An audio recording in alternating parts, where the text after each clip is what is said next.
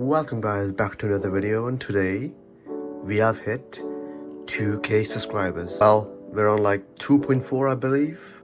However, I'm uploading this video quite late because I've been busy, but you guys deserve a 2k special, so I will be showing my setup today. Hope you guys enjoy. Okay guys, starting off with my PC. So guys, on screen I will display my PC specs, and my setup has two PCs. So I have one here, another one here. That's my older PC, and I don't tend to use it while my brother does. And this is my main PC. Ignore cable management. Next up is my dual monitors. I have a Dell monitor and a HP monitor. This is a 165Hz monitor, 2K, so yeah, 60Hz monitor, 165Hz, IPS, VA.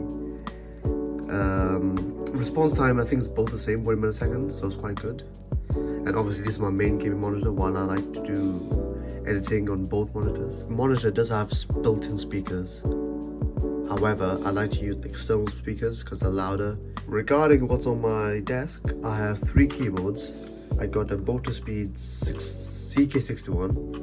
I got an AJAZZ, I completely forgot the model name. And I have a third keyboard right here, wireless, I do not use.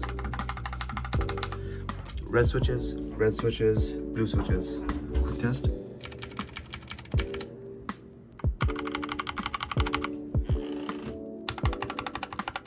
So yeah, quite different. This is my main gaming keyboard. That's my typing keyboard, and I like to use that occasionally, but not really, you know. I have 2 controllers, a PSI controller and a generic quick controller. I have the snowball mic, which I like to use as my main mic, and my headphones, one of the Kraken lineup. It's quite good, and it does have a microphone I can plug right into it. However, I prefer the snowball mic because it's much more clearer.